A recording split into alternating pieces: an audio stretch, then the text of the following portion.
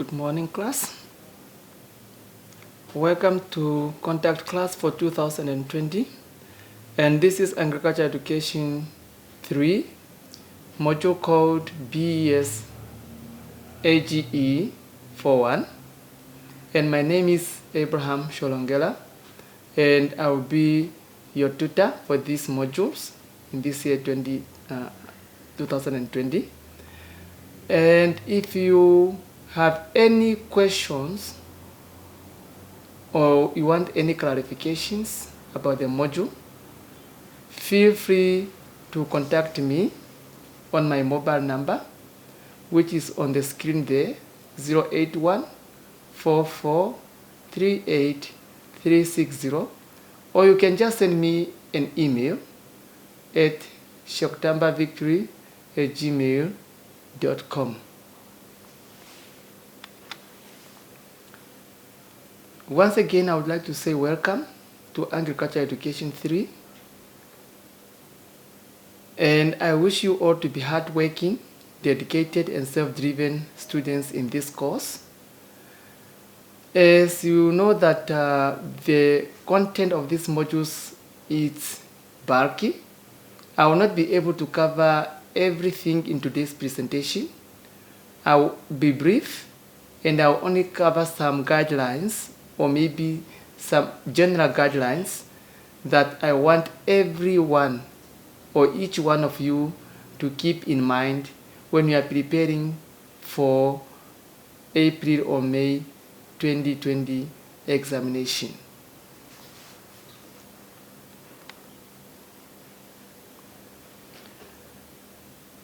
To introduce you to this module, the module is subdivided into units, and which contain the theory needed to reach a good standard of teaching in Namibia, as well as practical components to master and be able to apply the theory in practice. Your aim should not be to memorize the contents, but to be able to apply it in the classroom. So I want you to read the modules and understand the contents in general so that you are able to apply what you have read in your classroom. And the main aim for this module are to enable you to develop the following theoretical understandings: the values and competence for teaching learners. And these modules will cover the following. The module will cover general issues in agriculture, and also different aspects of plant production, different aspects of sheep or goat farming and marketing, and also different aspects of fish farming and teaching methodology aspects. So I want you to, as I said, this whole module is a bulky one, and I will not be able to touch on all the aspects, but I'll go throughout some of the aspects that I believe they are more important for the meantime.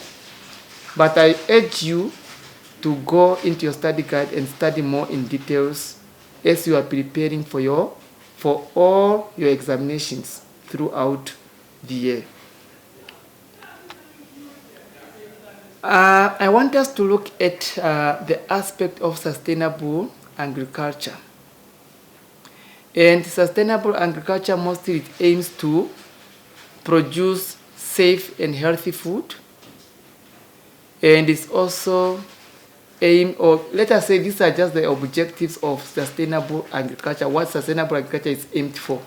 So it's aimed to produce safe and healthy food, and it's also there to conserve natural resources. As you know that there are many aspects, there are many ways, or there are different ways or different aspects that are being applied in order to make sure that our natural resources are being protected. And that's what sustainable resources is aimed for.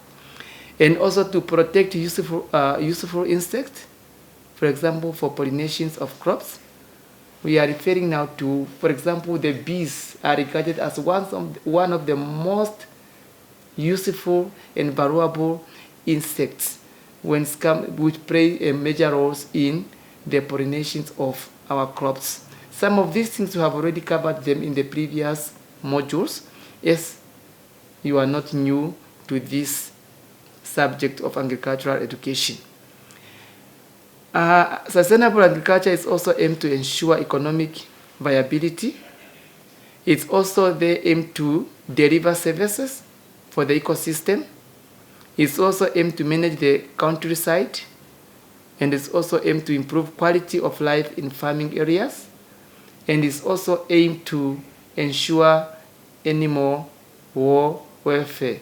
Let us look at the factors that influence soil erosion. The main causes of soil erosions is climatic factors like rainfall amount, the intensities, and the frequency. So the amount of rainfall, the intensities, and the frequency of the rainfalls have an influence on the soil erosion. Other main climatic factors that causes soil erosion is temperature. Temperature influences the type of and amount of precipitations, or the amount of rainfalls that should fall. While it is not a big factor in Namibia, in some countries, heavy ice can melt and cause considerable runoff damage. Temperature also influences the amount of organic matter that collects in the top soil.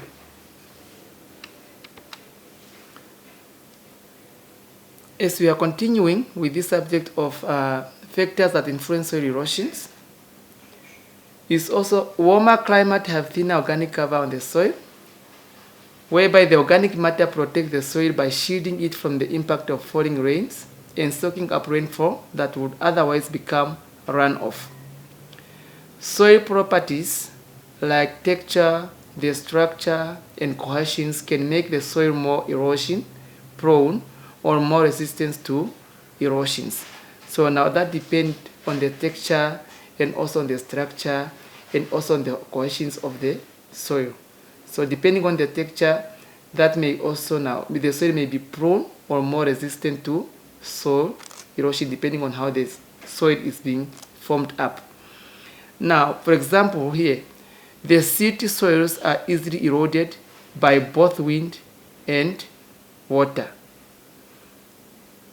Soil structure is very effective in influencing both the ability of the soil to absorb water and its physical resistance to erosion. Cohesion is another important factor, and it refers to the binding forces between soil particles, and these determine the particle size of the soil structure. Vegetation cover is probably the most important physical factors influencing soil erosion. A good cover of vegetation shields the soil from the impact of rain drops. Higher speed wind can cause serious wind erosion. The degrees of the slopes and the slope's length are also important factors. For example, the steepness and roughness affect erodibilities, and the longer the slopes, the greater the potential for erosion. Naturally, the steeper the slope, the faster the water will flow, the more likely it will cause erosion.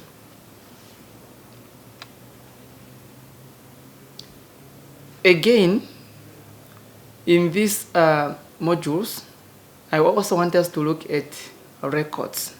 As you know, the records is a very crucial subject in the agriculture. We have already, in the previous modules, because I believe that before you come to this module, which is Agriculture Education 1, you have already covered or you have already passed the previous module, which is Agricultural Education 3. And in that module, we have already covered the aspect of record keeping in agriculture. Now, let us look at the main objectives of record keepings. One of the main objectives of record keeping is to identify animal belonging to or you will be able to identify animal belongings. In this case, for example, maybe school. So show evidence of proof of ownership. So when you have got records, it's only records that can tell you that you are the owner of that particular farm or of that business or that operations or activities or the equipments because of the records keeping. It also use them as a management tool, or the record keeping can be used as a management tool. It also undertakes performance evaluation. It also performs genetic selections, because the moment you have proper records, we will be able to select the different types of breeds. For example, in animal, even on plants, the best breeds for the animals, maybe for matings or to farm with. Keep proper health records, and it also accurately measures productions and reproduction. It accounts for deaths and losses due to diseases, parasites, rustlings, and predators. So when you have records, you'll be able to tell how many animals are lost due to diseases, or what parasite, or maybe rustling, or what predators. So account for sales and purchases, and also perform other important management functions required to run an effective and efficient school, livestock, farm, enterprise. We are continuing with this subject of records. There are also items that should be included in the sales records. Very important that you cannot exclude them when it comes to sales records. So such items, for example, the sales record should include the kind of products marketed. So what type of products that are being marketed, or maybe what type of products that are being produced on the farm. And also the quantity of products that are marketed. For example, we are referring to the amount of products that are marketed. It's very crucial, or it's very important to include this in the sales record. And also the date of purchase, the name of buyer, where the product is being to, who the product has been sold to, product lot or batch number, the amount sold, the unit price per product, for example, price paid for purchase, then also the daily or the weekly or monthly or quarterly or year totals, the trends in profits, and also the cash flows. Apart from this, I also want you to go back to your study guide and learn more about the benefits of equipment maintenance and learning styles in education. Let us look at the common plant diseases. As we all know that plants are vulnerable to many diseases, or there are various diseases that attack plant. But in these modules, we are only going to look at the most common diseases that attack plants, which are mostly the powdery mildew, the black spot, damping off, rust, and wilt. Now, in your study guide, most of these diseases are being explained in more details. I will not be able to go in details of these diseases because of time, but I want you to go in your study guide that for each disease, you need to read and understand that the causative agents. For example, on the powder mildew, what is the causative agent of that disease? What are the symptoms of this disease? The preventions of that disease, and the treatments of those diseases. So they are well explained in your study guides. So go to these topics and study it more in details. Let us look at the aspect of fish production. and the main requirements considered of your fish before making a simple aquarium. So before you make a simple aquarium, you need to write the main requirements of your fish. What does your fish require first? One of the things is already the fish need clean water, and the fish also need enough space. These are things that you need to take in considerations when you are establishing or you want to implement a small aquarium or for your fish, or just a simple aquarium. You consider that the fish need clean water, it needs enough space, it needs proper feed, and also you have to consider the waste disposal, for example, the ammonia or the carbon dioxide. So because sometimes if these wastes are not properly managed, and then the moment they are being transferred to your aquarium, it will become dangerous to, or it will become a hazard to your fish in your simple aquarium. And then you have also to consider the amount of oxygen to be supplied in your aquarium, the temperature, and also the pH range of which must be at least of 6 to 8.5. Suitable materials for holding the water, for example, maybe the glass bowl. So because you cannot just use any materials when you are using the simple aquarium, because if you use, for example, the plastic materials or the cardboard materials, you know it will already be, it can be easily destroyed by the water or damaged by the water. I also want you to learn about chemicals that causes diseases in fish, and also the parasites that affect fish when it comes to the aspect of fish production.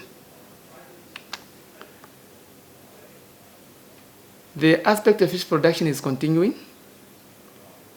The benefits and the cost involved in feeding fish.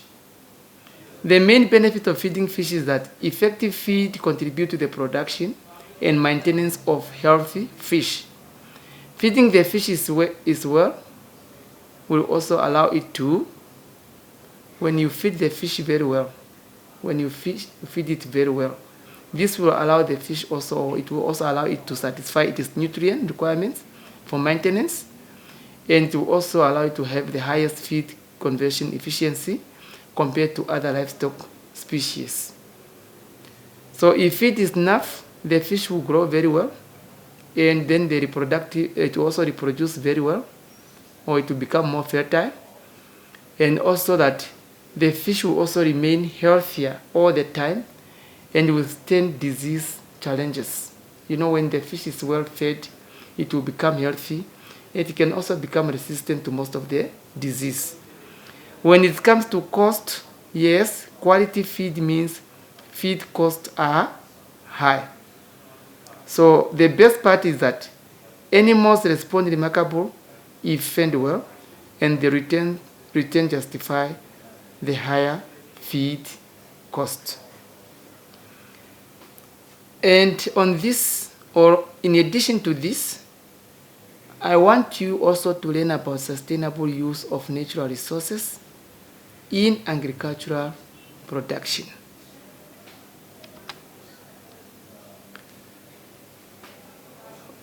Let us look at the importance value that should be pointed out to learners at your school. Because it's not just about teaching learners to know the subject or to have the knowledge of the subjects in general, but it's also important to teach learners at school on how they should carry themselves or conduct themselves in the society. For example, there are some values you as a teacher that you should point out or that you should expose to learners at your schools. And some of these values are, we have loyalty, that learners should be faithful, that they should be active in their participation in class activities, and also following class and school rules. And honesty is also one of the most important values that learners should be told or should be exposed to. As young as they are, they must have an idea of how bad intellectual theft is. And integrity is also one of the values whereby learners should grow doing the right things at the right time, the right way, so that they will always be viewed with honor. And it's important as a teacher to emphasize on these things on your learners, not just to come in your class and just teach and then you go, but also teach some values to learners so that they are able to conduct themselves in a proper way when they go out or when they are outside school. Learners should have love, or that they should develop love for mankind, and also the love for plants and animals at any early age. It is good to teach learners or to help learners to understand or to have the love for the mankind. Most importantly, for the resources when we talk about plants and also the animals.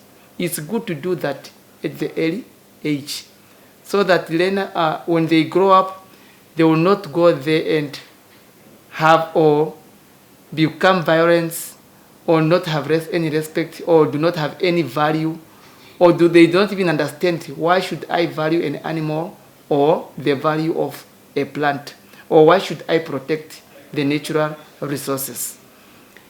Then learners must also have respect. Learners should develop emotional maturities characterized by optimism, happiness, and peace of mind, deep understanding of oneself, and respect for the complex identities of others, their histories, and their cultures. Learners must also trust and obey. Learners should learn to consistently plan and take effective actions in pursuing their goals and dreams.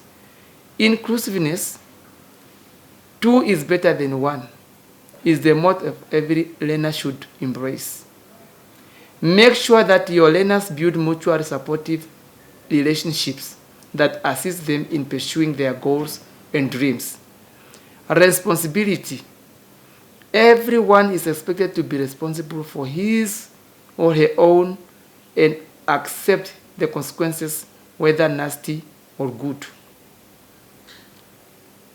Learners must be efficient, meaning that efficiency is all about getting more from less.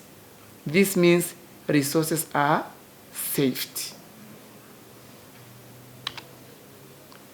Let us look at the aspect of sheep and goats in these modules. Reason for ensuring ventilation system in sheep and goat house with raised floors. Raised or slated floors have the following advantages.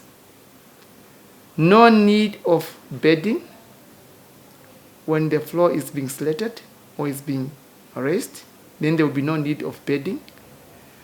Manure or urine and debris drop through the slated floor, making removal hassle-free, and this is a good way of removing a major source of diseases and parasite infestations. Less labor is required to clean and also to maintain. So in this case, also the floor generally remains relatively dry and clean. You can use less space requirements. Manure can be collected easily to fertilize crops or processing it for sale. Air passes through the slats, improving ventilation.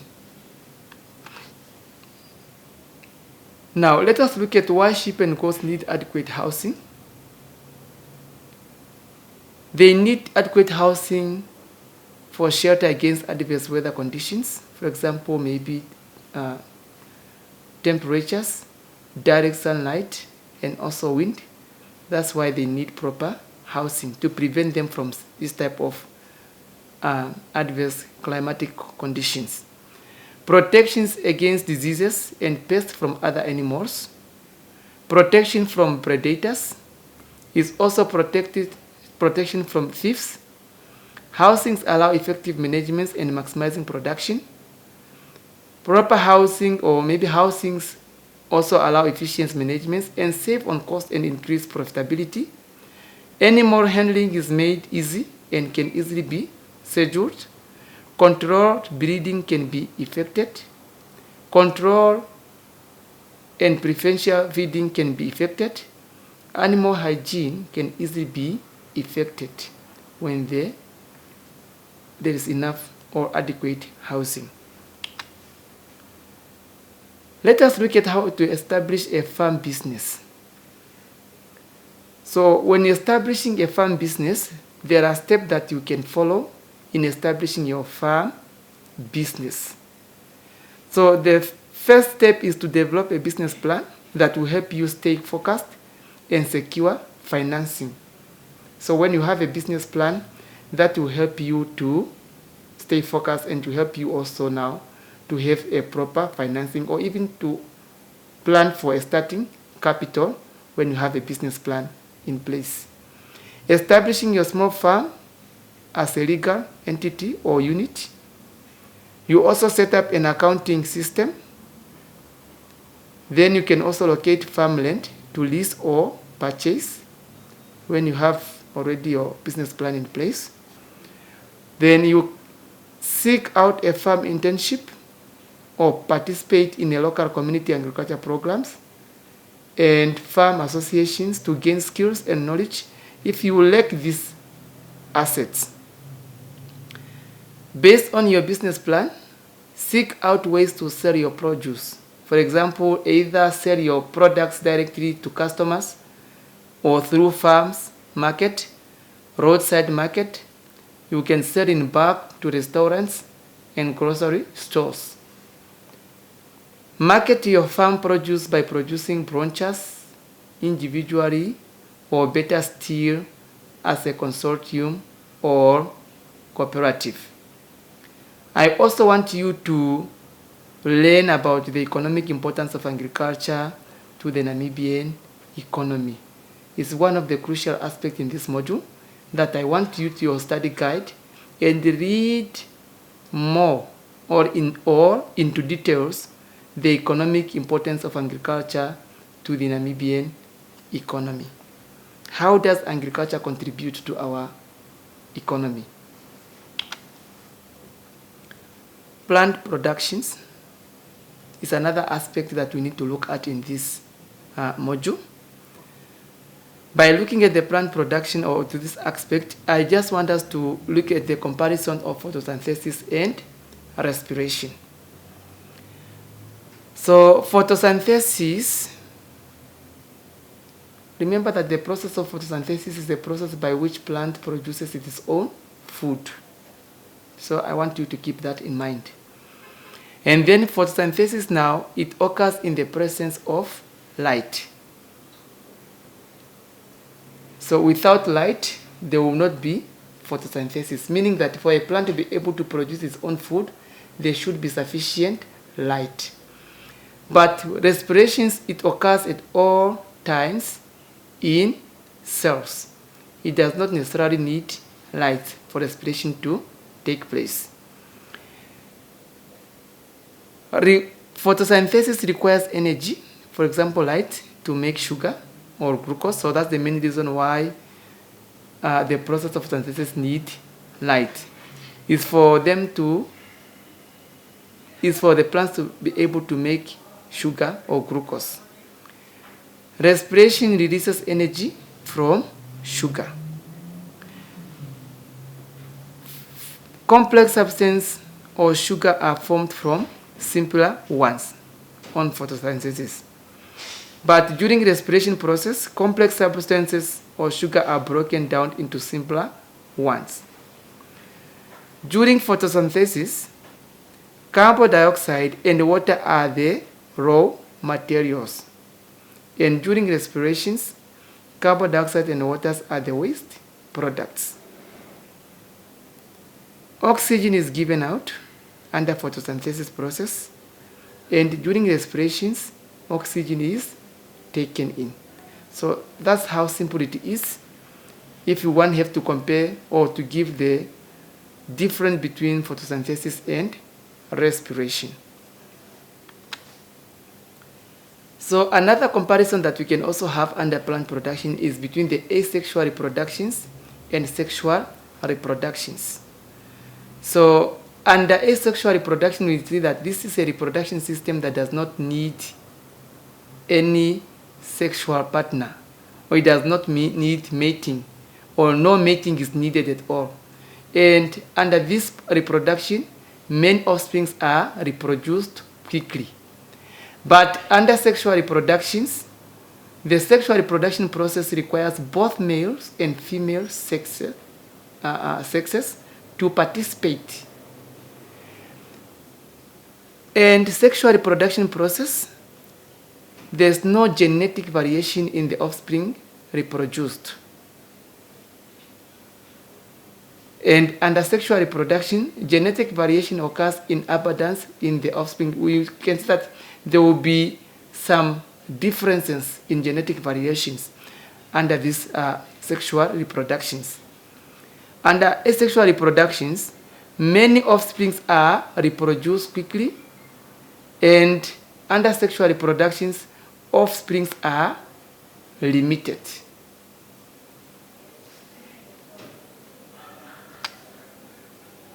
So for that, we have come to an end of our presentation today for the Agricultural Education 3 conduct class for the year 2020.